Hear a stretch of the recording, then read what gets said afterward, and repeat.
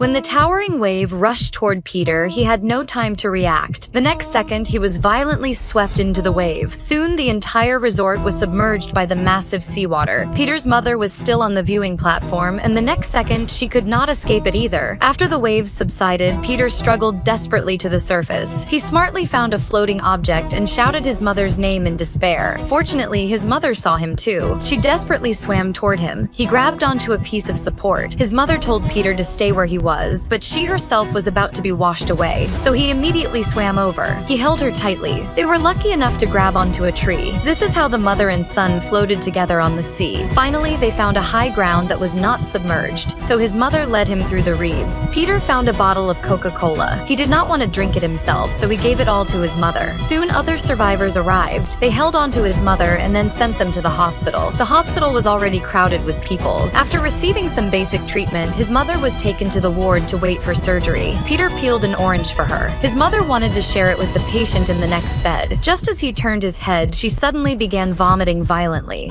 He was afraid she would die the next second, but even at that moment, she still told him to help others. He took a notebook and ran around the hospital, helping to match the names of separated people. But when he wanted to return to his mother's side, she was gone. He shouted like a madman. A nurse held him down and took him into a room. The nurse put a label on his chest that read, "Orphan." He looked around and found everyone here was an orphan. There was a death registration list on the table. He opened a page and saw a face that looked very much like his mother's. Peter quickly closed the book, not daring to look again. He sat alone on a bench. The nurse noticed his anxiety and told him his mother had just been pushed into the operating room. He rushed back to the ward at once. Sure enough, his mother was still alive. He ran out of the ward again to get some water for her. At the entrance of the hospital, he saw his father's back. He shouted with all his strength, but his father did not hear him. However, the younger brothers sitting on the rescue vehicle heard his voice. They hurried toward him. At the same time, his father finally realized what was happening. He staggered toward him. Peter threw himself into his father's arms. Their family was finally reunited. Thankfully, his mother's surgery was also very successful. He happily hugged her. Then he tore off the label on his chest.